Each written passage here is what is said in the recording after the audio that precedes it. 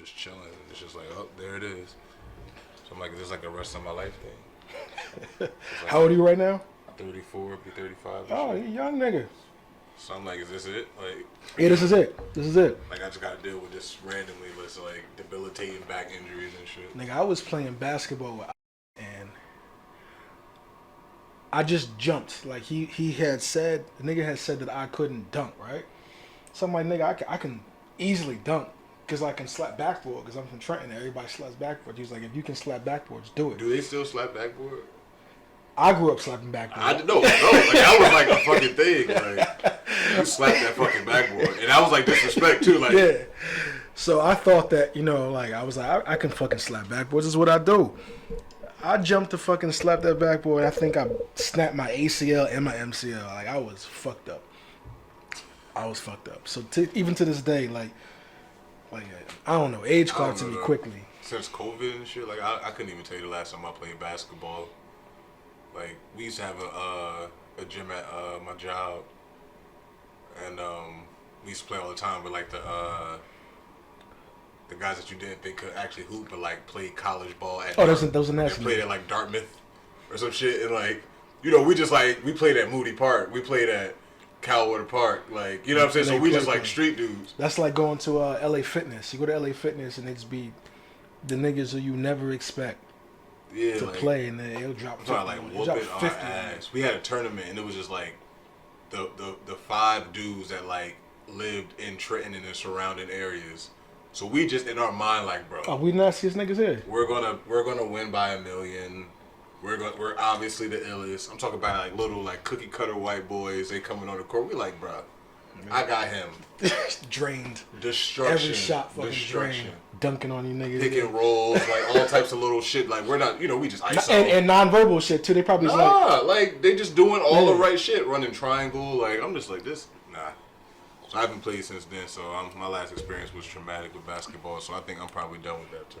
I always tell niggas like, in Trenton growing up, there's 3 type of niggas that play ball. It was the niggas that were nasty.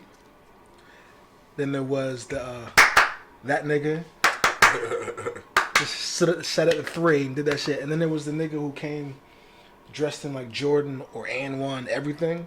And then he was ass. He was ass, yeah. You also got the workhorse though. Like a dude that had no offense and was like, I'm dedicating myself to locking somebody up. And fouling. Grabbing hella rebounds, fouling. Like, he's an intricate part of a team. Like, yeah, that was me, except for I had a 3. So all I could do was foul shot to 3. I'm left-handed. So like, with me being left-handed, I can get off my left-handed layup 3 or 4 times until you realize that it's coming off my left hand. And then you're going to block it every single time. So I always ended, even in high school when I played basketball, like, I'm a good 7-point nigga. And then after you figure my shit out, it's a wrap. Yeah, I was tall, but they wanted me to be a center. I'm like, I'm 6'5". I'm not a center. That's I'm a center in Trenton. Yeah, that's happened to my boy Jermaine like, Green. He was like y'all taking a life out of me, dog. Yeah. Like I'm a kid. I want to dribble the ball. You're like, get in the paint. Yeah. I'm like, I'm frail as fuck. You know yeah, what I mean? that was Jerm's. My boy. He was 6'5". They made him play center all through Trenton. The nigga gets to college, and they're like, "You're a guard." My whole mechanics are designed around being a fucking big.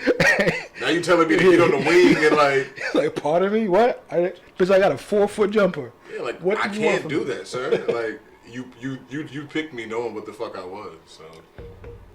But anyway, it's your boy Roddy P. All the good names are taken. We got my man's here. Introduce yourself, good sir. I go by the name of KV. Kareem Victorious. That's my name. Don't wear it out. Is Victorious your middle name? That's my actual given middle name. Oh, that's fucking lit. Yeah.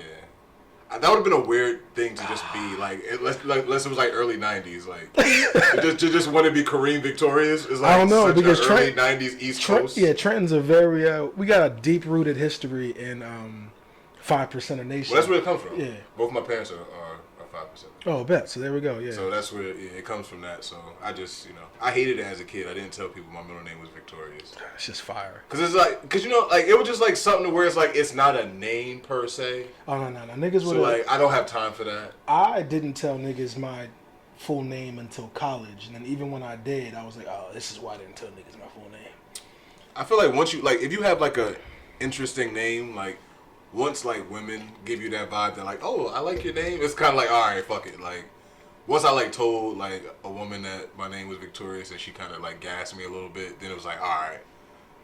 It is lit though. Victorious is lit. Now it is, but as a child, like if you're a child and your name is Victorious. Well, even when I didn't know that Victorious was your middle name and you were just the rapper KV, and then the KV stood for Kareem Victorious, I was like, all right, I fucks with that. I like it because niggas had weird ass rapper names in Trenton. Period. You know? Even to this day, never understood it. You know, I never asked him. I never, like, and that's my man, my man. Father, like, never asked him where it came from. But yeah, that's an interesting name. I don't know. I'm just like, I was never a kid with a nickname. Like people always called me either my first name or my last name. Like I was either Kareem. You went to a private school? I was Mosley. Well, no. But that was just. You went to Granville? Yeah, I went to Granville. Granville, they do that shit too. So like that was always my name, either my first name or my last name. So when it was time to rap, it was like, am I going to be Kareem Mosley? Like that there's nothing there. Like that sounds like a baller. That sounds like yeah, like an athlete, but not a rapper though.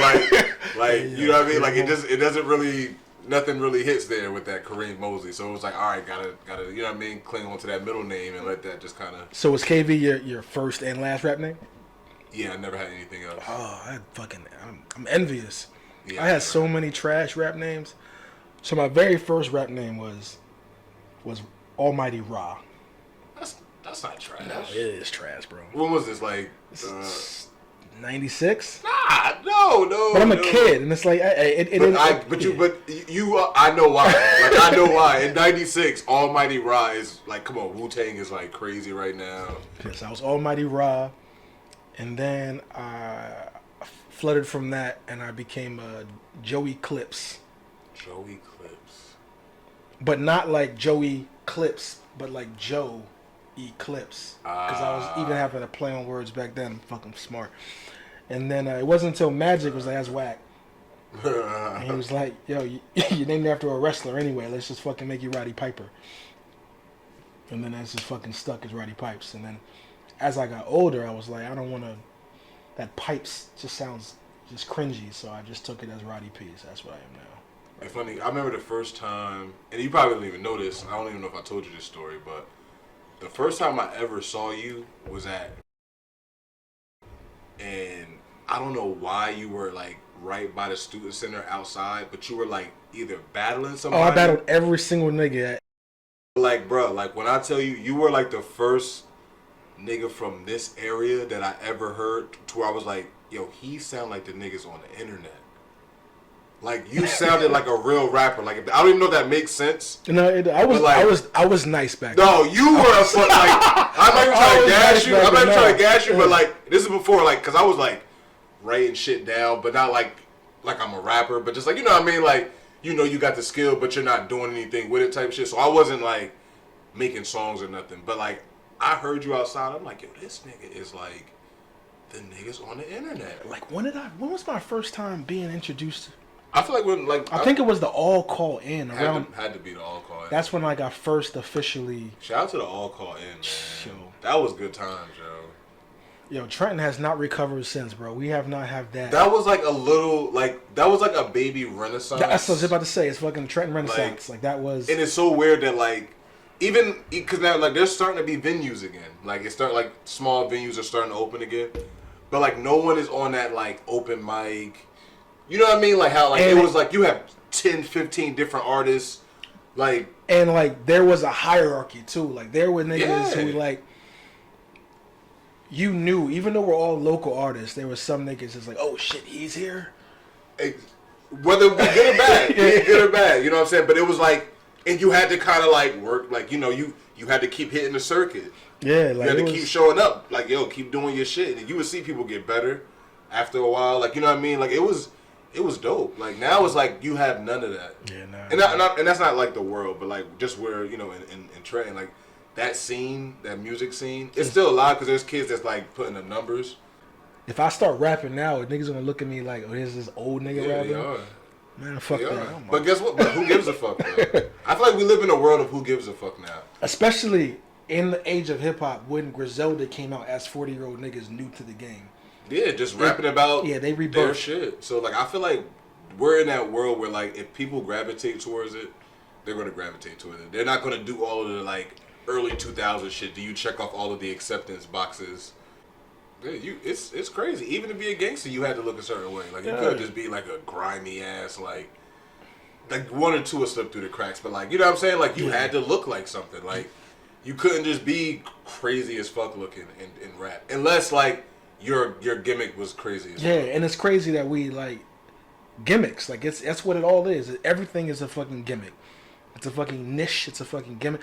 Like 50 Cent had to get shot 9 times for him to be 50 Cent. He wouldn't have existed without that story. That story is what made it captivated the world. It captivated me. Shit, I was a kid. He got shot how many times? Yeah, that he made him. He could tell me anything. He told me not to listen to Ja Rule. I said okay. Because he got shot 9 times. He's like, a fucking gangster. What does he not know? Like, he knows everything. He knows that guy's whack. Even though I fuck with this guy. Ja Rule had bangers. Bro. Ja Rule low-key ran that era. Come on. And 50 Cent did not run that area. And he came out and said, yo, fuck what you...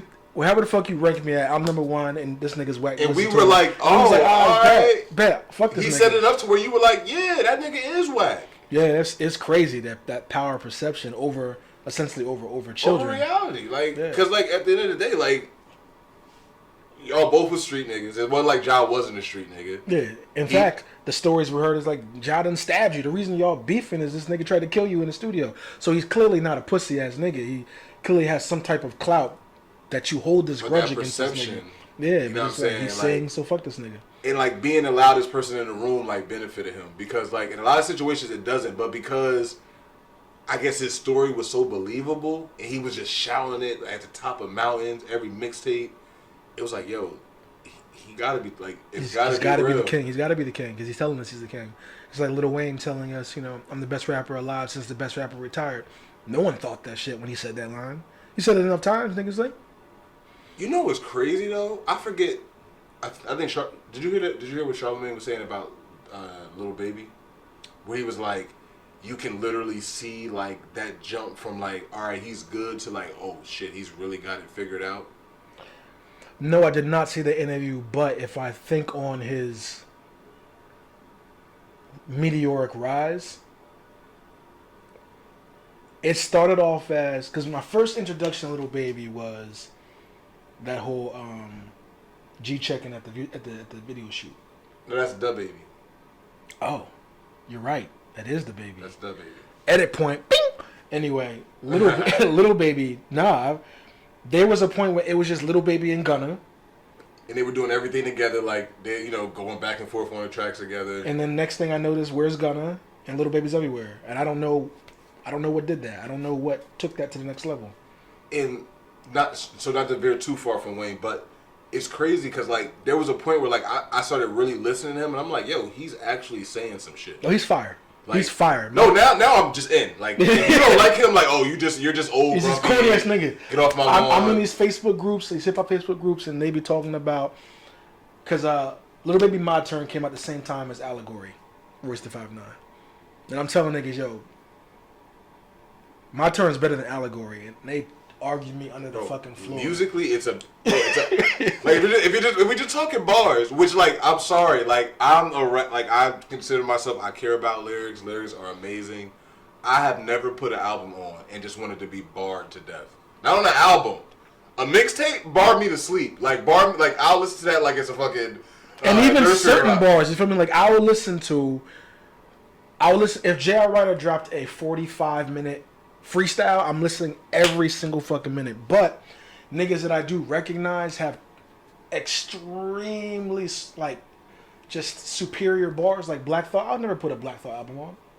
Yeah, I don't. But I'm going to listen to his feature because I now want to hear that clip of him going crazy or that 10-minute freestyle of him. And I don't know why I'm like this. This makes me feel dirty just thinking about the fact that I recognize who the spitters are, and I champion spitters because I fancy myself a spitter, so I recognize that the Pharaoh Monches, the Tech Nines, the Black Thoughts, the Ras Casas are so fire. But unfortunately, I don't own any of these niggas' CDs. Well, that's where the balance comes in, to where it's like, yo, you can't. Too much anything is a bad thing. Factoids. So like if your mindset is just like, yo, I have to just bar you to death, when like the whole point of music is entertainment. Like, so we can like, you know, we can play all we want to, but like people listen to music for entertainment. Yeah, you got to be moved. You know what I mean? So it's like, if I want to be entertained and just listening to you rhyme for 3 minutes on an elite level is not entertaining to me. I'm sorry. Like, don't get me wrong. I'm impressed. Like, you might be a great pianist. Wink, wink. But I don't want to hear that. Like, I don't want to hear that unless there's other shit behind it. I don't want to just hear a motherfucker playing the piano. You're a better... There's a time and a place for everything. Yeah, you know what I'm saying? So I just feel like lyricists have to remember that. And that's why, like, I really love the J. Cole's, the Kendricks, the dudes that understand that lyricism really matters, but they also understand the importance of song structure. You know, it's a good example of that. We know that Prince wrote, produced, arranged all of his songs. We know that he played over 20 instruments. We know that he was a musical genius. Michael Jackson is still better. I'm a Prince stan. I'm gonna allow it because I know where you're coming from. My Prince bias just like makes me cringe a little bit. But you're absolutely right. That's a perfect example. Yeah, like yo. Because musically, like actual talent wise, Prince blew him out the water. Not even the question. Not close, but. In fact, more entertaining. I'm gonna even argue with the fact that I love Michael Jackson deaf. Nigga couldn't sing. I can't give you that, bro. The technical aspect. I had a singer. Lady in My Life. Hold on, I had a singer sit down and like talk to me through it because I was like, oh, he's the best ever. He's like, no, he's the best entertainer ever, and he's a great pop star and he knows how to work with what he has. But when it comes down to the actual strength of his voice, he's got a very short range. Absolutely. He's not like, he's not running you to death. Yeah, he's got like he's right. But he knows. I feel like that was what. But some people like are good at everything, but not great at any. Like he knows what he can do, and he mastered that shit. Like that's what made him so great. Like it wasn't like he was doing a million different dance moves. He perfected his moves to the point that like every time he went right, it was elite. And I don't even know if the nigga could dance. He made up his own dance moves. That's and he what made I'm that shit saying, look fire. bro. Like, so, like, could he even dance? That's what I'm saying. Like, the shit that he did, he was so elite at it that it was just like, this is amazing. Yeah, because I'm looking at, even now, I'm looking back at, like, some of the choreography in the videos, and I'm like, if this wasn't Michael, this is whack, nigga. It was like pop locking. Like, it was like, yo, what the fuck were these niggas flair, doing? like with the Michael Jackson flair, like the extra dramatics and shit. But like, he perfected that shit. We need that. I need a new Michael. That's not The Weeknd. Chris had a chance, man. Chris had a chance, yo. He was on the verge, and then he did what he did, bro. Not even that. Once he did that was it. He was pop, bro. He was pop. He was doing double mint commercials, bro. He was ready. I genuinely think that the world got over that Chris Brown incident super duper fast. But not on a put you back on the he was on top of the world. He was on top of the world. He never was back on the world again. He was never back on top of the world again. Ever. Like never. He was never back on top. Bro, he was like on top. And I think it's weird because like the nigga who replaced him was Trey Songz, another Virginia person, love him to death. He blew it. He was my favorite. Super blew it. He dropped the ball musically. And he dropped the ball by doing what you would expect a nigga to do. Oh, they like this? I'm just gonna do this every single fucking time. His first three out, like Trey. Your first three albums was so crazy, bro. R&B, crazy. You can rap a little bit. A little bit. Emphasis, little bit. Because he started off as a rapper. Bro. When I heard Just Gotta Make It, I ain't know shit about you rapping, dog. When I heard your first album, with Aretha on it, and that's not even like that's the wave he abandoned. That was that music soul child wave. That was like that positive music, that good singing. Once he found out that bitches wanted to fuck him, He just was like, fuck it. Yeah, he's like, oh, I'm gonna sing about my dick the whole album. But you know the crazy part was they wasn't buying it. Like his numbers wasn't reflecting. That's like he fell off. Like Trey fell off, bro. Trey is supposed to be. Trey was supposed to be on the trajectory to be like who want to do a versus against Trey? Nobody. Nah, niggas is getting him out of here. Yeah. Like I don't even want to see Trey Songz. That's what I'm saying because he I don't know if he got a crazy 20 no more because he done watered his shit down so crazy. Yeah, they're all gonna sound like the exact same. That's what. All 20 of them are gonna sound. He like had an the exact opportunity, fucking bro. same. He was on a trajectory and he just was like, fuck it. Speaking of 20 with Sons, how do you feel about this Soulja Boy Bow Wow? Love it. Love it. Who do you think's gonna win? Love it. I think Bow gonna pull it off. Fuck out of here. Bow Wow got bigger songs. Fuck out of here, bro. Bow Wow has. Hey, yo, Soulja Man gonna take this. If we're really being honest, with Soulja Man's gonna take this. If we're like being honest with ourselves, Bow Wow has way bigger songs than Soulja Boy, and he has more songs than Soulja Boy. He has more songs than Soulja Boy. And he has bigger songs. But the songs that Soulja Boy has, I do believe are undeniable. They're wins. So he's gonna play Superman at the end. He's obviously gonna win. He's gonna win that round. But when he plays Dunk, he's gonna win that round. Is he gonna win with Dunk? I mean, like, dude's got songs with like Sierra. He's got some shit. Like Bow Wow's got shit, bro. Bow Wow's got a lot of shit. That when he plays Turn My Swag On, he's gonna win that round. Turn My Swag On, he's gonna win. I'm okay with that. He's gonna win like 5 rounds. He's got like 5 undeniables. Bow's got like 10 undeniables. I guess I'm just biased because Bow Wow's Reign. I was an adult when Bow Wow's Reign was coming out. I wasn't a fan of Bow Wow. I hate all the girls liked him. I was a boy. Like I hated that guy. Why y'all like this little punk? So no, I'm not coming from it like I was bumping him. I'm just saying like at the end of the day, like I can acknowledge the fact that like his songs were bigger than Soulja Boy's songs. Am I more of a Soulja Boy fan? Absolutely. Yeah, I made some fucking jerk ribs. They've been on the fucking grill for about 5 hours. Damn, 5 hours. That's crazy. You want to hear a food story? I would love a food story. So food's my life. I was anti air fryer. I didn't actually. So allow me to bring you in because it's literally probably the greatest thing I've ever seen in my life. It's just like the microwave, bro. No, it's not. I will listen. So listen. When I first heard air fryer, I'm thinking, all right, I'm supposed to drop my fried chicken wings in this fucking contraption, and it's supposed to be crispy, hot. Like I dropped it in a whole bunch of oil, and I wasn't buying it. That was all I thought that was supposed to do. Those are fireworks. All right, I live in the suburbs now, guys. And when I grew up, those weren't fireworks. Those were not fireworks. I know what to listen for after the pop, and I'm hearing the after part that let me know it's a firework. The little sizzle. The little sizzle. Yeah, yeah. Because I'm like. So I was anti that shit because I was thinking you're supposed to put your fried food in there and substitute it with the air fry. So I saw my man. You ever get in a YouTube wormhole where like absolutely. All right, so I believe aliens exist now because of YouTube. I ended up somehow watching Gordon Ramsay tell people their food was terrible to somehow get into Gordon Ramsay's air fryer steak recipe. So I'm like, well, shit. Mind you, I don't even have an air fryer, so I shouldn't even be clicking on this. But the wormhole. I watched the shit. The shit come out. It come out succulent. My blood is boiling. Succulent. Boiling. When he does it, it comes out succulent. Boiling. Juices everywhere. It's Gordon. You see this? You see this? And you know how Gordon give it up. So when I watch Gordon, I trust Gordon.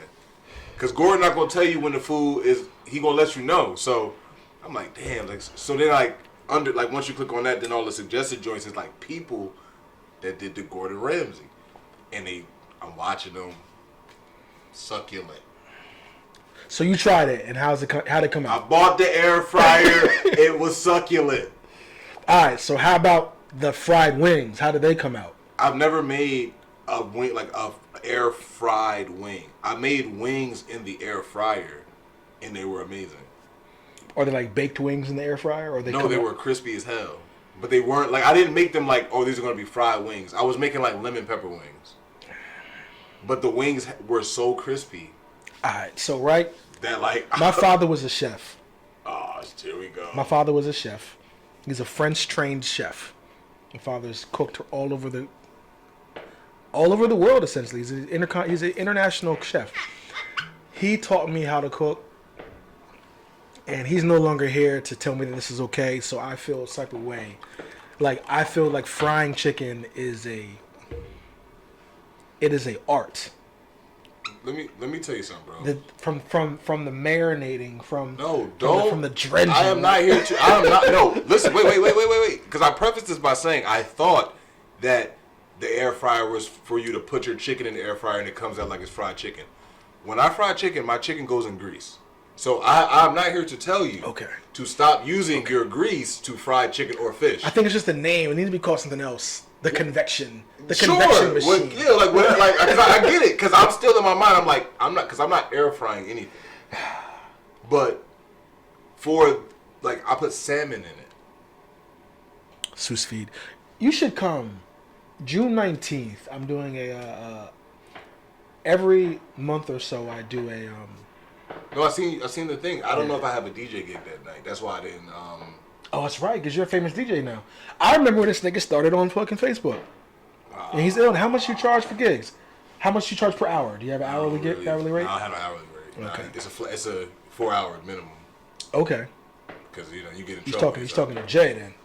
Jay's all about that minimum. Well, definitely got shout out to Big J, because Big J definitely was like the only DJ. Well, not like dudes was like shunning me, but like when I first started doing my thing, like he hit me up and was like, "Yo, if you have any questions, come fuck with me." Dudes wasn't shunning me, but he opened his doors to me type thing. I will say this. Shout out to him for that. For sure. Your transitions are fire. When you used to do the shit on Facebook, I'd be talking to like Bowie Vuitton, and I'd be like, "Yo, this nigga's nice. Like, what the fuck is he using?" Bro. So Jay'll tell you. Jay'll test to this. So the first time I went to Big J, I had a notebook, bro. I had the song written down, and it would say like fade at 2:53. Then I have another song starts at 0.5, like at the 58 you had it as a mechanic. Mark. Like this was like I was writing notes on each song that I fucked with, like because I didn't understand BPMs and all of that stuff. So it was just like the sonics, like the natural sonics of a song that I would fuck with. I'm just like, yo, it feels right to go here next. So I would write down where I should come in. I didn't understand cue points. Like when I met, like, and it's so crazy because like I don't want to sound disrespectful, but I don't call myself a DJ. Like anytime I do a DJing event, I just say KDHD because I don't feel like I've gone through the mechanical steps because like I feel like I've you're discovered a curator you're a vibe curator. All of that. So when he showed me the cue points, he's like, bro, you could just lock that in on the song and just press the button and go right there. I'm like, wait, you're telling me I can save that point on the song, and when I want to ever play this song, I can load it up and just press that button and it's going to start exactly where I needed to start? Okay, here's a question I got for you, because now I want to know. Not to be a DJ, but to tell bitches that I can DJ. What were you doing that off of? Because it's on your phone. So when I first did it, I downloaded some cheap ass DJ app on my iPad. I got an iPad. I plugged my Beats Pill up to the iPad, and I went on Facebook Live and had the Beats Pill right by my iPad. And all I was doing was picking this song, had it loaded up, and then I would just go into the next song. Like I didn't even understand transitioning. I just knew that like, all right, this song ends at with a 4-bar closing. This song starts with a 4-bar closing. I like the way they sound together, so I knew where to. Just from being a rapper, like you know bars, like so it was like, all right, you know when to go bam. You know when to go bam. Like so, I had a song where I felt like it should start at. I just didn't have cue points. I don't know anything about cue points because I've never DJ'd. But it's like all the little white buttons on the DJ board. There's like cue points basically. So like you could have 8 cue points on a song. To where once you hit that button, it goes right to that point on the song. So like if a song starts right, like let's just say, is this how Funkmaster Flex brings shit back? He technically, yeah, he can keep hitting that cue point and it'll keep bringing you right there. Like so, once I discovered that, it was just like, oh shit. It's easy, man. And I'm a homework type of nigga. Like I said, I went to him with 100 songs with all of the things written down. So now, if I do something, I've set 500 songs for that night. So how do you handle requests? Requests? I don't handle them well. I don't handle requests well. Like I said, I don't consider myself a DJ. I'm not really, like, I want people to come to a party to fuck with my vibe. Like, I'm not really, and I don't want to sound weird, but I'm not really trying to cater to any specific person at the party. And that's the difference between party DJs. I guess, I don't know. I don't want to say this, I sound racist. You ever go to like a white event, like those EDM DJs? Yeah. You're not asking a nigga for shit. He's playing. Yeah, he's playing shit. what the fuck he wants to play, and you are there to rock out. You're not even there for the party. You're there for the that DJ. DJ. And that's the vibe that I'm trying to create for my thing. Like, I DJ, I get from behind a DJ booth. I start dancing with the people. Like, I'm interacting. Like, I'm telling jokes while I'm DJing. Like, I throw my own events as a DJ, which a lot of DJs don't do. Like, I throw my own events. I don't have a host. I don't have a conglomerate that I'm working with. It's my event. Like, because I'm trying to get people used to when you come out and you see that I'm the DJ, you're coming out for my vibe.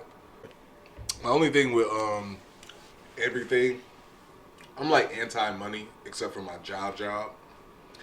I hate when like everything it gets super like, I'm afraid of getting to a point where like I gotta start like thinking about like the money when it comes to DJing. Like right now, There's a word. There's a term for that. this shit is like fun. It's fear of success. I don't even want to say it's. Maybe you're right, but like, I don't want to get to a point where like I do this shit because it's therapeutic. I do this shit because it's fun. I do this shit because like, I love music, but like I just reached a point where like, I'm too wary of like people judging my music, but I understand what people like. So this is like the easiest way to like stay in that space. But like I don't really want to get to a point to where like I'm I don't know. I just don't. I just like shit to be fun that I love. Like shit that I love, I want to be fun. Shit that like my job, I don't give a fuck about like not liking my job because it pays. So why? Does that make sense? It does make sense. But then my question for you is, why are you not willing to accept the possibility that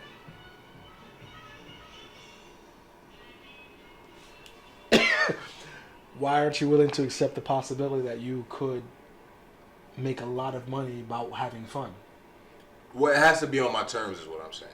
Okay, then make it on your terms. No, and that's what and I'm trying to build it to where it is on my terms. That's why like I'm very selective about what I do. I'm very selective about all of that shit when it comes to like this, because like I don't want to get to a point of where like a person books me and they feel like they're about to tell me what I'm about to do. Or like, because you paid me X amount of dollars, I'm obligated to do this. It's like, no, I want people to like fuck with what I do because they fuck with me, and I want to keep that. Do you want to subcontract a manager? I mean, hey, you know, I think I'd be able to help you out because I think you'd be able to market yourself as not a DJ but a curator, a live curator, music curator, and then when you're getting booked, you'll tell people, hey, these are the packages that come, and you can't add things. So do you want an old school package? Do you want a blah blah blah package? I mean, but even if you want like, and I'm not even, and I don't want to make this like a thing, but even if you want to hear a wide variety of things, I'm not saying that like, yo, you're throwing me off because you said you wanted to hear some Temptations and then somehow you want me to get to Lil Baby. That's not a problem. My problem is just like, I guess it's space. Like, if I don't want to be in certain spaces, I'm not going to be in certain spaces. Like, if the vibe isn't right with a person, the vibe is just not right. And I like, that's me with like when I was rapping and like I would just like chill because that's just me naturally. So question, when you're doing this music, if the vibe is somber in the room when I'm DJing, are you going to try to uplift it, or are you going to keep it somber? No. If when I'm DJing, that is my opportunity to make the introvert that I am no longer exist. Anything that I do that involves entertainment, the shy introvert that I am, I can be my alter ego.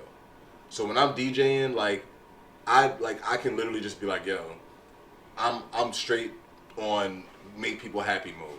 Can we talk about Makami? Okay, tell us about this Makami album that you love. Pray for Haiti. Pray for Paris. Hey man, this shit is so good. I've never heard of Makami before this album. I'm being told that he is like a MF Doom-esque character where like he keeps his stuff real low key, real like I don't pump it, you gotta just find me type thing. Oh, he's the rap version of her. And that ambiguous shit works now. It works now because we're in a quasi artsy realm. Yeah. Where like people want to be deep, but they're shallow as fuck. Boom. So that's how I feel about like the people in Scope. Everyone wants to feel deep or wants to portray themselves as deeper than what they are, but we're still judgmental and shallow as fuck. But when you present yourself as this ambiguous, this background scene character that people must find, like you're the breadcrumb of music. Like I think everyone's gonna gravitate towards that. So it's like it's genius, man. Yeah, like only thing this nigga needed was honestly. He has a great rollout. The album is getting well received. Another person could do something similar by just having fucking LeBron bang out to the song, and then you'll find it. Mm-hmm. Or even with these like the TikTok things, like all these TikTok challenges. No one's ever saying that the challenge is promoting the song. You want to do the challenge to the song that everyone else is doing it. So now you're finding the song, and now you're like, oh shit, this is a Doja Cat song. Like Silhouette is a Doja Cat song.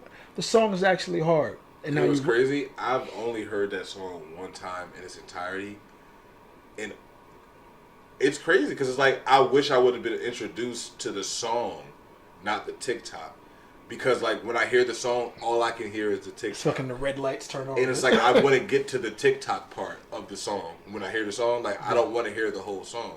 I just want to hear whatever part gives me that TikTok feel. I will say also this. Speaking of like.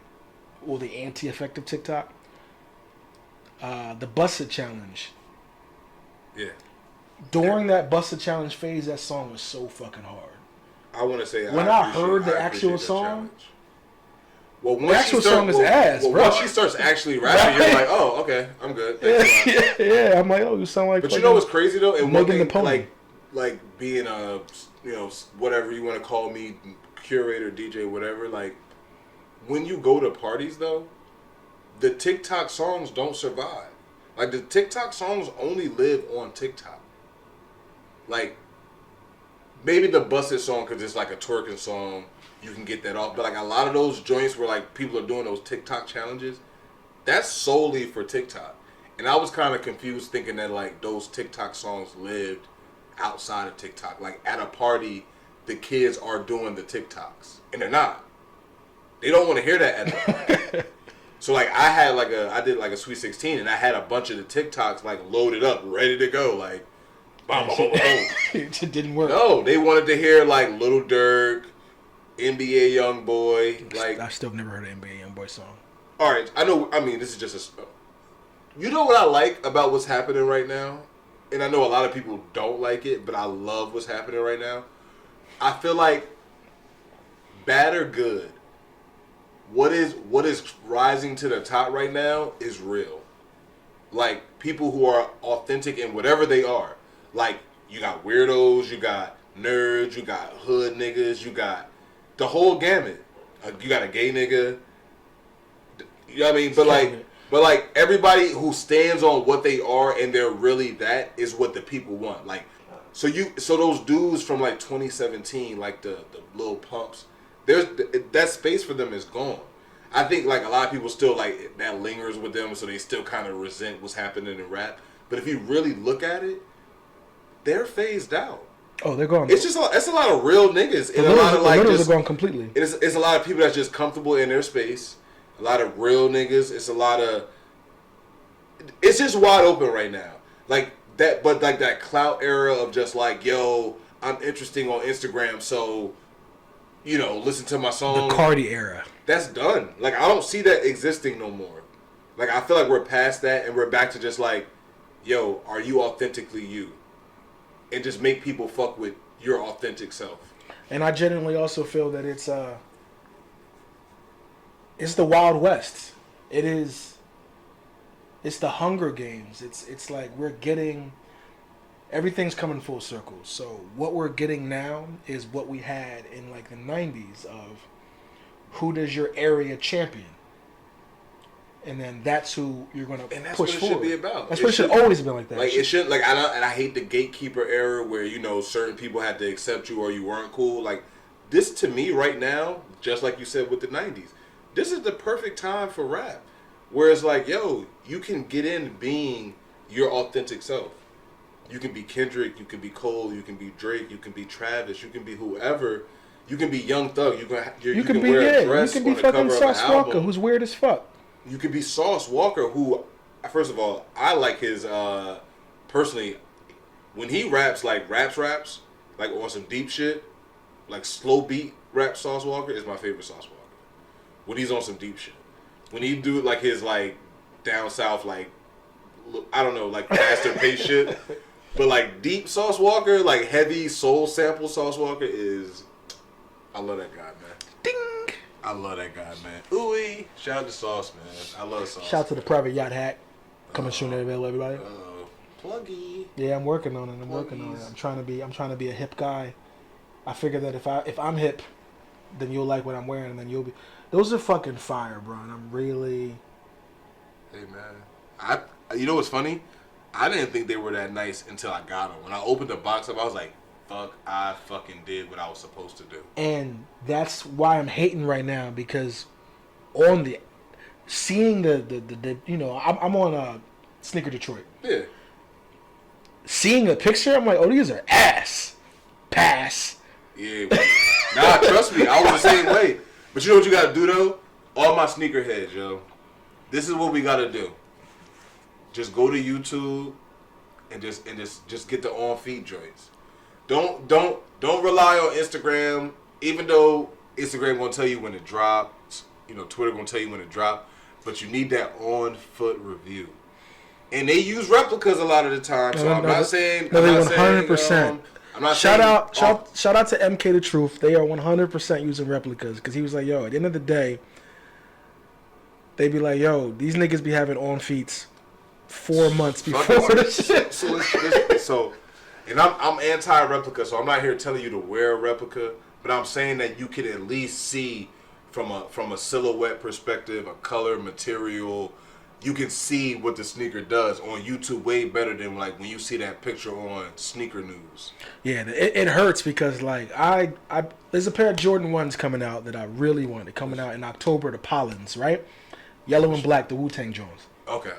On picture, they looked like they were going to be like shattered backboards.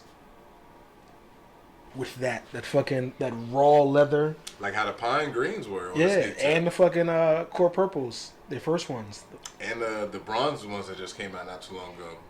Those are that. No. The Pentanas aren't. Yeah, but I call them bronze. Okay. They just look bronze to me. But yeah, that raw leather. But they're not. Oh. I know, right? I was watching it on foot, and niggas was like, yo, it's treated. It's like shiny. It looks like it until you touch it. And I'm like, I'm still gonna try to get them. But shout out to Jordan 1 made me a fucking fan of sneakers again. You know what's crazy, yo? I want to just say something real quick, because like I'm not even about to sit here and like hold you. Before like 2015, I hated the way Jordan 1s looked on my feet. Like 2015, 2016 is when I like became a Jordan 1 head, and it wasn't even popping yet. I've been always, if you ask anybody who's known me forever, I've always been a SB fan. So Jordan 1s. Shout out to LeBron. 'Cause Shout out to that's the other SB dude that I know that's like been. yeah. I've been heavy on SBs. So Jordan 1s always came off to me as like, yo, why are you charging me extra for these whack ass SBs? That's how I felt like. I'm like, yo, these are just whack SBs. I know, but you know what's funny, because again, now coming from the Air Force One world, a world where mids and highs used to be fly when I was a kid, like people wore mids and highs. There was no space for a Jordan 1 the way that Air Forces were popping. Oh no, not at all. Like, why would you wear a Jordan 1 in 1999? Jordans didn't start until the 3, in my opinion. Well, the 2s are still not even a thing. And I hear you niggas, because I'm outside. Yo, 2s are the most ass pussy shoe ever made, don't bro. sit here and try to tell me that I'm not a sneakerhead because I don't got no 2s. 2s are trash. There's nothing raw or fire about a 2. The only 2 that can slide is probably The regular one, the first, the first low 2. the white and red one. Yeah, the white and red low. That's the only one that All can right, fucking I'm slide. gonna tell you how I'm so outside, right? I'm such a sneaker lover. Like the multicolored. I remember the fake Jordan 2 with the Michael Jordan shooting the shot. I don't know if you remember the website back in the day. 23 is back, I do not recall. bro. Because I used to see the old fake Dragon Ball Z pictures of Goku with the blue hair, Yeah. Super Saiyan 9, all that shit. SpongeBob Jordan. He's probably talking about that era. No. See, I'm taking you back. This is 90s.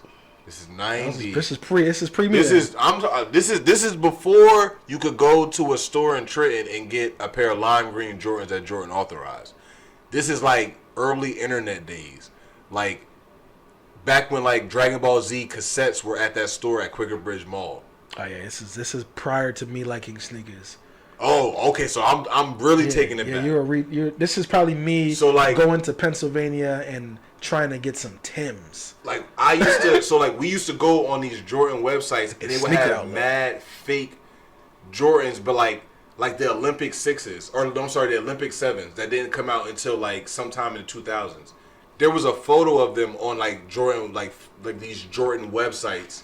Let's talk about that. These fucking Jordan 12s that dropped, the yellow and black ones. Jordan 12, yellow and black. The Maze. They're the Maze Jordan 12s. Damn, that's not even. I'm sorry, guys, because that's not ringing a bell. Hold on. They just dropped last Shout out to year. this Henny because it's starting to, I had my back was hurting, but this Henny is like making me not even give a fuck. Hold on. These. Bruh. You are old enough to recognize that these were fucking flea market Jordans back in the day. Those were not like, these are not you can't get these. You were supposed to be able to walk in. I like a size 7. Not do you have them in a 7? Yeah, these like are, you request them. Yeah, when these dropped recently, I'm sitting there like, yo, these are flea market Jordans. Like, who's gonna buy these? These are probably grade schools. No one's gonna buy these shits. Why were these shits fucking sold out? Well, that's because Y'all niggas is killing the game. No, because everybody has money right now. Yeah, everyone does have money. Everybody now. got bread. Jordan is so- dropping a lot of bullshit on y'all niggas. And y'all buying these shits. And here's the kicker too. Everybody got money, but everybody doesn't know. You get what I'm saying? Like. So the thing about like being like in that like class of people, like when you see somebody, you be like, yo, it's like you're not impressed by anything because it's a certain thing. Like, okay, it's a Jordan, so I'm supposed to buy it. It's a Jordan 10 or a Jordan 1 or a Jordan whatever. I'm supposed to just buy it. Although, whatever 8s drop, I'm buying. Well, the world is not ready for 8. I was just talking to Madge. Shout out to Magic Boisseau or whatever you said his name was. We were just talking. The world is not ready for Aqua 8s. What would do you think these kids? And now I'm gonna be get off my lawn a little bit. With the way that like they even like wear their clothing now. Do you even think that these kids would even know what to do with like a Aqua 8? Or No, like the same reason why niggas look. The same reason why Air Raids are still on the shelves. The 8s are still being on the shelves because they don't know what to fucking do with straps. They don't know what to do with these cross straps. They don't know what to do with them. Do you know how phenomenal the 8s were, bro? Oh my god, these kids, y'all wasn't. It wasn't outside. But like I said, even, now we're talking about sneakers. We're talking about sneakers. My love for Jordans 3s are my favorite Jordans of all time. You think threes are better than fours? I do had think this Jordans better conversation. than a 4. That hurts I don't my like, heart I don't when like the people netting on a 4. Like I don't like it. I don't like it. Yo, the I don't like it. fours are pristine. In fact, I want to hit you with a funny story. So you think that I had a military blue 4s and I played ball in them. I hated them and I played ball in them. All right, let me ask, At Coweta Park. Now I'm looking on fucking because I was just looking at. I be on StockX just looking at my old Snickers I think I feel like the elephant print for people really like took it over the top for everybody. for 3s. Yeah, I feel like it's The elephant print is. It's, But are you telling me that like a cement 3 is better than a cement 4? okay, so a black cement 3 is probably one of the top 5 Jordans of all time. Thank you. The black cement. No, the black cement 3s. Yeah, top 5 Jordan of all time. Oh, they said the black cement 4. No.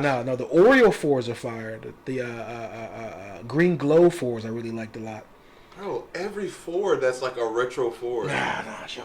The 4s. fire red 4s are- 4s. Oh my god. And they came out like 4 different times. These niggas stay bringing the fire reds out. Well, they disrespected them, but like the fire reds, the bread, the cements, these are like amazing sneakers. But they're walking shoes. You can't play ball in them. Well, no, I'm talking about like lifestyle. I'm not talking. Yeah, I about, mean, I'm just saying, like for what it was, like because I think about the hierarchy, like the trajectory of where they were, because you started off playing ball. In them. If you ask me what's the best 3, it's the True Blue 3. I think the True Blue is the slept on 3. The True Blue. Because I feel like the 4 is upgraded, but there's no True Blue 4. I am not a fan of blue Jordans. Period. I can't even think of a. Oh, they're all All-Star related. Yeah, no, I just can't think of any color besides the Flints are the only blue colored Jordan that I would really, really, really rock with. Not even the Navy Sixes. The white and navy sixes? The Midnight Sixes, yes. Yeah, that's The Midnight Sixes, yes. I had those. What about the Olympics? No, I don't like Olympics. No, I'm not talking about the Olympic Sixes. The Olympic Sevens. I don't like sevens. Sevens are my favorite. Sevens are my least. Not my least. Not my least. No. Nines are my least favorite Jordan. I'm right there with you. Well, 2s are mine. They don't even count. Twos don't even All right, count. so let's get 2s out of the way. Yeah, so twos don't count.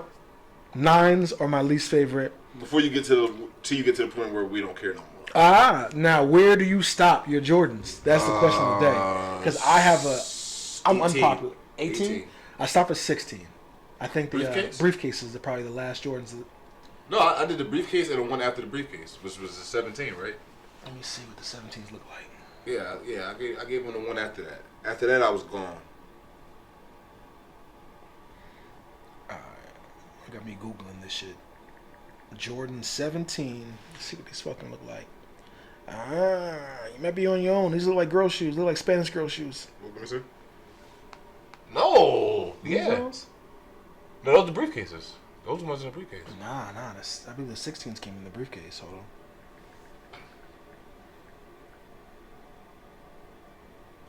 Yeah, that's the one that came. Oh, that's the one that came in the briefcase. Yeah. Those are so fire. These are fire.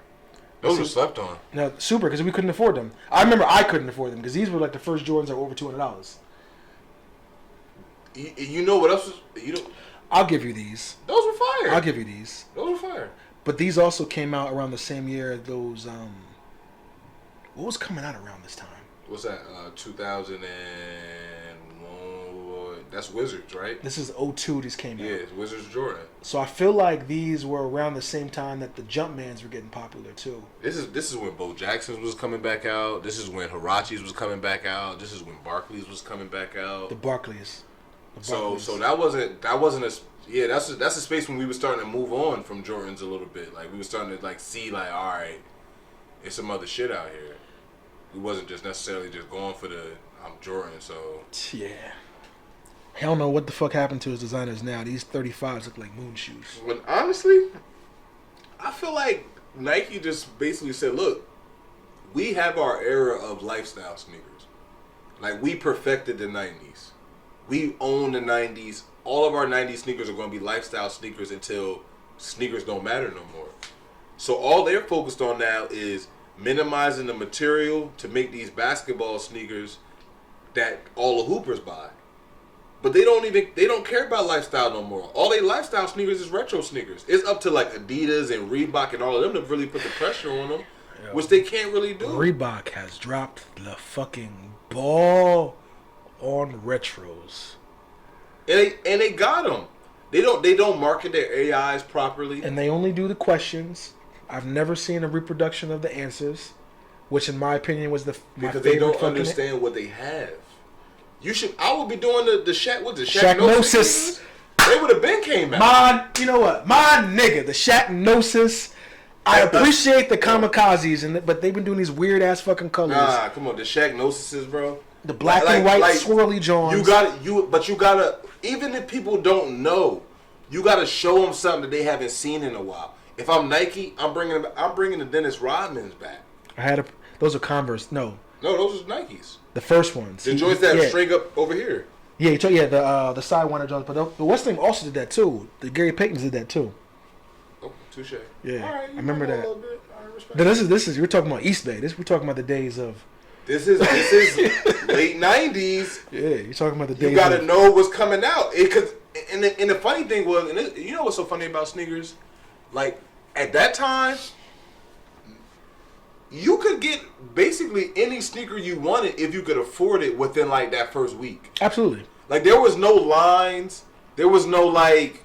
No, honestly, they were there for about a good month or two because they only put out 2 size 11. Even with now, I feel like there's no sense of like I remember winning or getting a pair of sneakers and it was like a sense of like, yo, I just climbed a mountain. Now it's just like the computer picked me.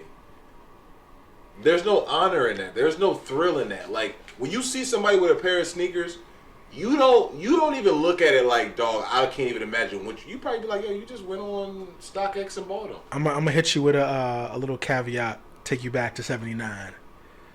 I don't know if you ever had to do this, but do you remember or did you have to experience during the age of Air Force Ones having to go out of state to get Air Force Ones? To get Air Force Ones? Like having to go to, because New York had different Air Force Ones. Oh, you mean like you get different flavors? Yeah. Oh, yeah. And where you get this from? Yeah, I got this from New York. Nigga. Shout out to Elizabeth, New Jersey. I was hopping right off that train. They had a spot right off the train in Elizabeth. Flavors. I was getting all my flavors from Elizabeth. I ain't had to go to New York. I was going right there. I remember. I do know that not Elizabeth, but Newark, downtown Newark had like 30 different sneaker stores, and they sold things that you never even knew existed. Bro, I had ACGs in like 2005. That's the one thing. Like before Wale, the whole Nike boot. Like I had ACGs in like 2005, bro. I remember ACGs. I remember what were we wearing out in Trenton? Vasques. Yeah, the Vasquez's. Yeah. Then the ACGs popped. I feel like I had a pair. Damn, the Vasquez. No, I had. Hard, yo. I couldn't afford Vasques. I had Mountain Gears and ACGs. I had Mountain Gears too. But them Vasquez's was hard, yo. And they hit like a motherfucker. When them Vasquez's came out, they was hard. Hey, yo, we were wearing them shits with fucking 30X size jeans. Just all covered. It's so nasty because, like, you couldn't even see the whole boot. That's what's so crazy about, like, the 2000s. Like, you would have on a fire sneaker, but you didn't even let the people see the sneaker. No, not at all. Like, and then if you had an all white joint on, your fucking jeans would bleed on the shoes. So now what you gonna do? God Almighty, don't have on some disgusting denim and get that blue bleed on your shoestring. So that's what you gonna do? What do you? Yeah, we grew up in a crazy time. I remember when Woo Wear first came out, right? Woo Wear first came out. I'm from a little city called Trenton, New Jersey, and I'm from a little part of this little city called West Trenton. And I'm from a little part of that little city called Down the Hill. So how it worked out in North Trenton. So how it worked in Down the Hill, West Trenton was money did not flow there, you feel me? Even the drug dealers we looked up to, looking back in hindsight, like these niggas was not making anything. But one nigga would have a pair of jeans, and then the whole neighborhood would have that pair of jeans because he would rock them shits first, and then he would let us wear them all in consecutive until it came back to him. So shout out to Sean Green, SG, he raps. Sean Fetty, man. He had a pair of Woo Wear jeans. My boy. He had a pair of Woo Wear jeans. So therefore I had a pair of Woo Wear jeans. And this is a nasty time when no one ever bought their size. So, everybody would buy like a 42. So everybody fit the jeans. You talking about not fitting? If your pants fit, you was like, what is going on? Like, why do I not need a belt? Yeah. Like, I remember, first of all, shout out to the OG scammer. Shout out to the OG, and I don't mean this on no LGBT. Shout out to the gay dudes back in the day, because my mom was tapped in. My mom was an OG. So my mom used to fuck with all the scammers. And back in the day, all the scammers was the gay dudes. Boosters, right? The boosters. So, like, I was wearing Coogi in, like, 6th grade. I didn't get to wear Coogi until I started working at Former Mills. Like, at that time, Coogi was not in. Fubu was still in. Coogi was out, but I was niggas was trying to bring it in. 6th grade, bro. Off the Coogi. You know how fucking crazy that shit felt. Like, a motherfucker couldn't tell me nothing, yo. You knew what she was wearing in 6th grade at Coogi? No, my mom was tapped in. Okay, like my mom was a hustler. So like I come from one of those households where like my mom was like, you know how like Charlie Cliff said, my mom was a gangster. Yeah. Like I come from that type of household. That's a battle rap. Oh, we could tap in. Like I feel like it's gonna be episode 2. But I come from that type of cloth to where like my mom showed me like, look, I got a regular job, but guess what? You won't know it. Cause my mom always had a second way to get it. Shout out to my fucking parents. She just made a good fucking point. Niggas was not making money like that. Oh. And you could not tell me as a kid. You can't tell me as an adult now, looking back at what I had, that I didn't have it. I didn't know what poor was, bro. I felt honestly, like all that poor shit, all that like, I realized that shit in hindsight. Poor. When I was in it, I never knew I was poor. Because everyone was poor. We all. We always poor. See, what happens is, and is a life thing. I feel crazy. You don't have like this crime and this desire for things until you introduce money into the area. If everyone is poor, everyone is content and happy with being poor because you don't see anything else. Yo, let me tell it's when this new nigga comes in with a Bentley, then it's like Cuba. Me and my girl, we go to Cuba.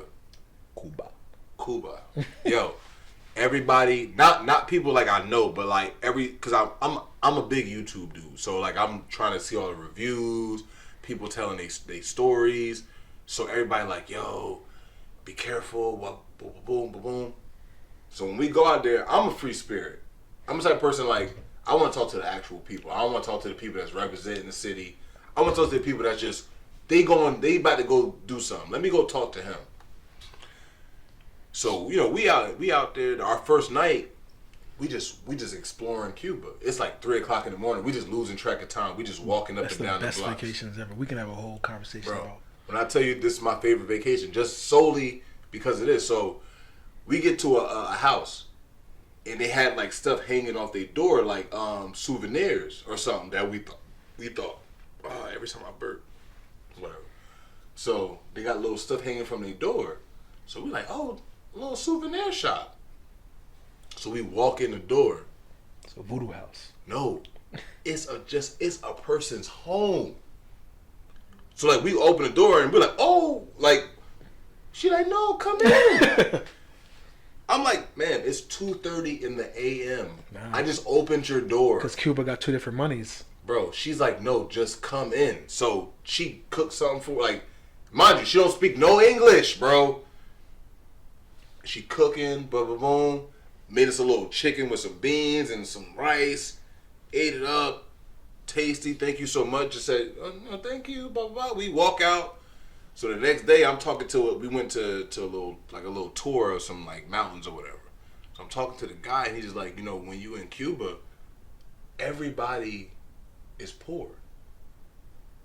The dude next door is poor, so they're not robbing, shooting, killing. They don't have no crime out there. So when they tell you it's dangerous bro, they don't have guns. Yeah, it's dangerous to the flashy motherfuckers because that's when you're introducing. It's like, what are you out here doing, dog? But like amongst themselves, there's no need to do any of that because they're all on the same level. Now, don't get me wrong. I want to see everybody with money. So I'm not saying like it's good to just be poor. But what I'm also saying is like when everybody is on the same level. It's not poor. It's actually that's We're communism. It's everyone is the same. You don't. Is it poor if everyone's the same? If you don't know what It's that only is, it's only poor to you because you have more money than them. well. That brings me to another conversation of like wealth is relative. Like, Yeah. like you might be rich compared to the person you're talking to, but when you get in another room, you're not rich no more. Facts. So it's like everything is relative. Everything is relative. It's all perspective. It's all knowing where you are when you have that conversation. You could be handsome today, but if you send in a room full of supermodels with crazy ass cheekbones, nigga, Let's you talk ugly as about fuck. high school cute. Let's talk about small town cute. It's the Damn, same boy. thing. You could be the baddest chick in your small town and then What kind go of- one town over, and then you are. But you know what's crazy, Average bro? as hell. You know what's crazy, bro? I only like small town cute. I don't like all that. I don't like nobody that is too close to perfect. That should make me it make me uncomfortable. I like redeemable qualities. I can dig it. Like I like a couple bumps. I like a scar somewhere. Like all that like super perfect. Like I don't know why. Maybe it's a character flaw in me, but like I'm not with all that shit. I'll disagree with you on that one. Like while granted, like when I do see, example, we lived in Trenton. We're both actually from or lived previously in this place called Trenton, New Jersey. Now we don't live there anymore. But the point is like thinking back on who I thought the cutest person was in Trenton. If I go to Philly, they're no longer the cutest person. And then I think about who the cutest person is in Philly. Once I go to Miami, they are hideous. Cutest person in Miami, once you go to Vegas, they're hideous. And this is like, yo, it really is subjective. And it really is just based on the groups that you're in. And everything is subjective. Also, piggybacking on your no crime thing, my favorite vacation is in Thailand. I went to Chiang Mai, Thailand. I went to Thailand too. I never went to Chiang Mai. So Chiang Mai is fucking beautiful because it's Was like... that like an hour from Phuket or something? Is that that far from Phuket? How did I get there? It's further than it's further than Bangkok. It's north. Yes. So Bangkok is the midpoint. So we landed in Bangkok, then we went to Chiang Mai, then came to Bangkok, then went to Phuket, then came to Bangkok and left. All right. So yeah, it's the northern part of the country. But look at us culture. I know, right? Ah, you bitch. Ah, They don't have They know we police went to officers Asia. in Chiang Mai. They know we went to Asia. Nah. That's a flex because we both went to Asia and we flexed quietly. I just wanted to point that out. I shouldn't be drinking That's Hennessy. facts though, because a bitch just knew where this random ass city was in the country because I've been all over the country, so I know where it is. Shout out to my brother Jamar too. My brother he was a teacher in Thailand for 3 years. He just came back not too long ago. It's a beautiful. That's my retirement home. Oh, that is. If you want to talk about what paradise feels like, I never felt like I was in more of a paradise until I was there, You was in Phuket? bro. I don't want to talk about it because that shit get me because it really kind of get me a little bit emotional. No, we can go back. It's the most amazing. We can go back. I never felt We can go back. more alive, bro. I want to take my. I took my old girl to. I took my old girl to bro. Thailand, and it wasn't. The experience wasn't what it should have I'm been. still with my girl that I went to Thailand with. I want to bro. take my new girl to Thailand. When I was in that temple and I saw that black Buddha, when I told you, when I the tell Golden you, Temple. That's in Bangkok. that was Bangkok. Yeah, That was Bangkok has the Bangkok. temple. Oh, The Temple of Gold, the Forbidden Temple, right? So you saw it was bad gold Buddhas, and then it was just the one in that one room. It's a room where it's The bad gold ones, not the biggest one. Oh, but say because the Buddha laying down is also brown. He's not gold. No, well that's debatable. He's kind of gold. All right. But there's a room where there's the gold ones like the laying one, but then there's that one that's clay. I did not even peep that one. What? And I got Bro. that. I got that picked. I got that place. You think I don't when I do too? Nigga, that place is. Hey yo, Go ahead, just go. Thailand Tell is him, yo. para-fucking-dice. That shit paradise, bro. It's paradise, and it's paradise for. This is one of the weirdest. I've been mad places all over the world. I've been all over the world. Thailand is one of the places where it's paradise to be a black man. They fuck with us, yo. They fuck with us. Hey, yo, yo. it is like I could be in a room with another white person. We're equally trying to buy something. They're going to come to me first. Boy. And it's not because I'm American. They fuck with me because they think I'm African. Yo, he was really there, yo. Yo, when I was in Phuket and I was going in the little trading spots, yo, when I tell you they pulling me to the side, like, look, listen, we fuck with you, but they giving me the wink, like, we know where you from, we fuck with you, and the kicker is, it's nothing like, all right. So when I went to Thailand, I had to fly into Beijing. I stayed in Beijing for a day. Same. Beijing is disgusting. Worst experience of my life. It's the dirtiest place on earth, outside of maybe India. Worst experience of my life. They don't give a fuck about you out there. They hate you. That was the one time where I legit felt like an animal in a cage. They looked at me the whole time, and they looked at my lady the whole time like we had no business in that airport. Yeah. Like, we went to get food while we waited for our flight to Bangkok, and they were literally in the like we in a restaurant. They're staring through the glass like we're Beyonce and Jay-Z. I'm like, bro, it's not even that serious, dog. And they touch your hair too in China, like without even asking questions. They touched my girl's business, cause she's shaped like something, and they don't even know what that's about. They saw her, and they like, what? Big heads. So they walking up. I said, I gotta relax.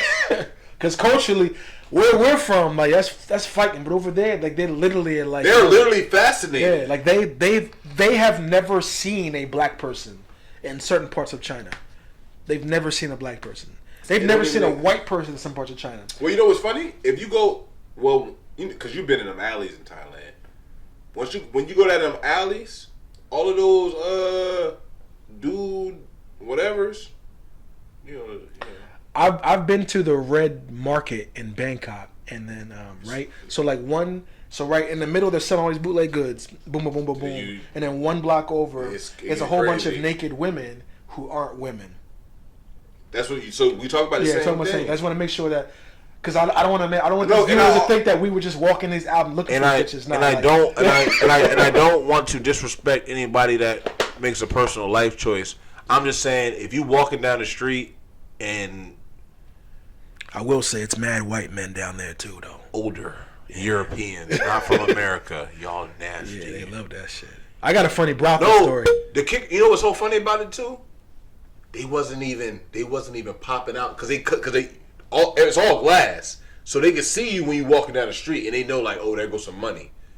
They were so fascinated by my lady, like because they had the little mannequins with the braids. If you from Europe and you want to get some African braids, come stand over here. So my girl come down there, she got the dreads. They like, this the real manifestation of what we pretending to be right now. So like they was coming out to like just like witness her on some crazy shit. So you were in, I think it's called Cowboy 19. I Cowboy, Soy Cowboy. Yeah, Soy Cowboy is where you were at. Soy Cowboy, that's right. Yo, I can't have this conversation with no one else. Nah, I was really there. I just don't know what the fuck the Cowboy area is. and then the kicker was they was out there trying to scam us.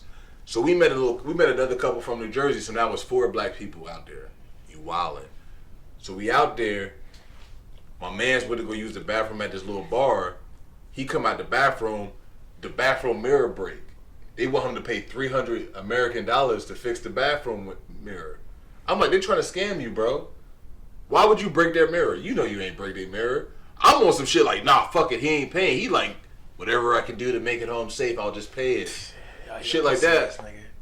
So I got a funny story. We were leaving Chiang Mai, going to Bangkok, and the flight magically missed the flight.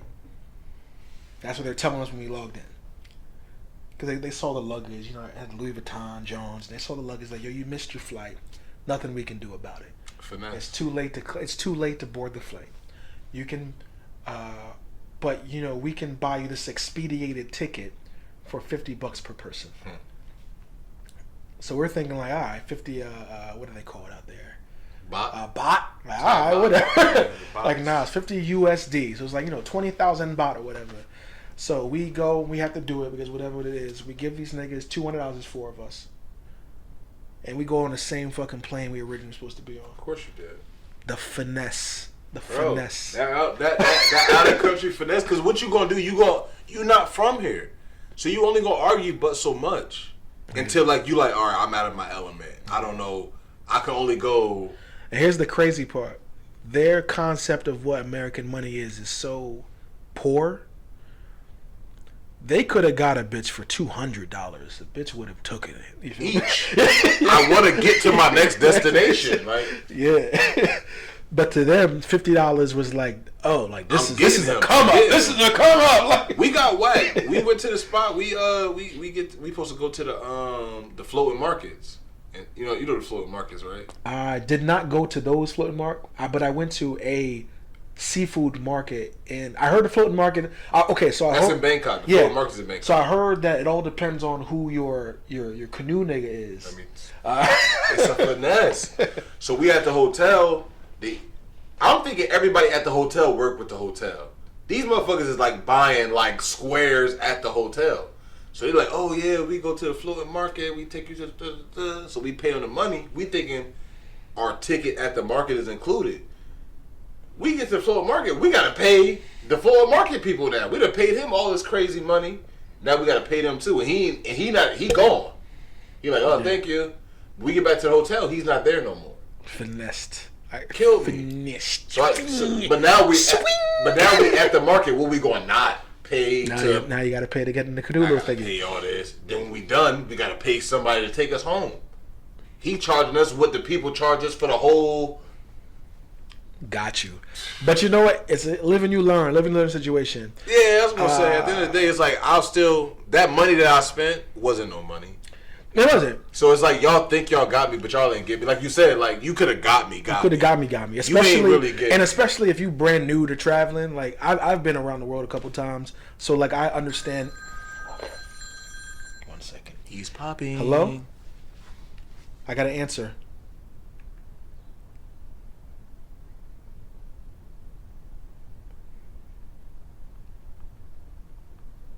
Come tomorrow night. Yep. There we go. All right. It's my girl. Edit point. Bing! I'm definitely not uploading this thing straight up. I gotta watch this bitch. But yeah, so in Phuket, we didn't go to a hotel, so I'm very against hotels. So I Airbnb every country I go to, which makes it a little difficult because I gotta like get like Google Translate because some niggas don't talk English, and you get to the room and they just looking at you and shit. So we go to in Phuket. There is a famous seafood market. It's a string of a whole bunch of seafood restaurants. So we go to this seafood restaurant and we sit down, and these niggas is saying like, "Where's your fish?" And they're like, "What are you talking about? I'm at the restaurant." They're like, "No, like over here, we don't sell fish. We don't sell food. Oh. You have to go across the street to the fisherman and buy the fish there, and then you bring it over here and we cook it for you." Wow. Fire. So I walked over there, right? And there's some white people over there, and the white people are asking how much is this, and they're getting told, American ass prices. Like, oh, this lobster, this is a big ass lobster. I want $75 for this lobster. And the white people are like, just paying, bing, bing, bing, bing, bing, bing, bing, bing. They just paying out. So as my sister walks, and my sister is a little bougie John. She walks over there with her long, sharp bag on, asking her how much this is. She gets American ass prices. Whenever I go on vacation, I dress like a hobo because I don't want no problems. So then I walk over to the next nigga, not where my sister's at, looking like a hobo, and I'm like, how much is this? And she looks at me and she's like, 20 baht. So I was like, all right, Taj, don't buy that shit. So we ended up, we get like 10-pound lobsters, which is fucking ginormous. I'm pouring my last. Knock yourself my last out. cup. This is literally what we're gonna be drinking every week if you decide to come back. Because I don't drink any like that.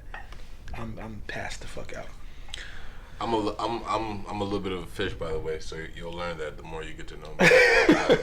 I get it in. I know I'm a little on the skinnier side. I'm more Kevin Durant than LeBron James, but I feel like I'm like a regular person who's been through like everything. So like, there's not an experience that you've been through that I haven't been through that I can't relate to. But like, maybe like you went left where I went right, or you went north where I went south. So like, maybe we're not the same person, but like, we all been through the same shit. We all come from the same places. So that's always been my like how I look at people. It's like, yo, we come from the same type of shit. Like, I've met niggas from like Compton, like where it's like, all right, you from here, I'm from there, but like, your upbringing is my upbringing. Funny enough, niggas from Compton sound like they from Atlanta. Well, California is a country place. Yeah, I was shocked. Like, I did a movie with a nigga from Compton, and like, I'm expecting like some. I don't know what I'm expecting, but what I got sounded like this nigga was straight from Atlanta. LA is country. They don't like they have a country accent. They had a country accent. Most of LA, those people, and it's just like Trenton, New Jersey. Like, my grandparents aren't far removed from Georgia.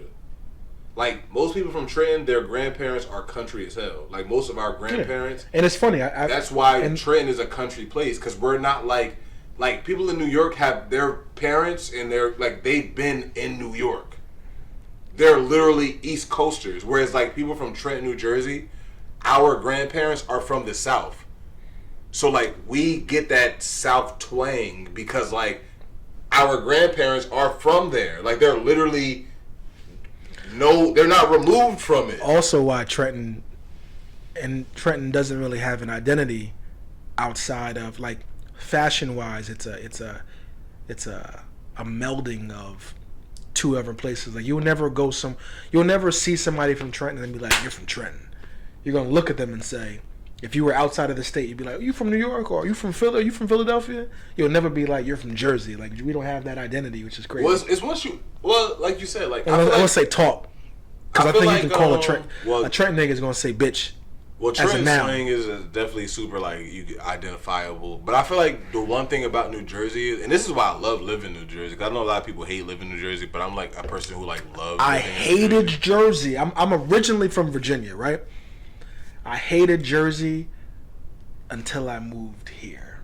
What part of the East Coast can you not get to within 3 to 4 hours from where you live at? Like, I can drive in my car to every popping part of the East Coast within 3 to 4 hours. And if I need to go on a flight, I can go to Miami for $150.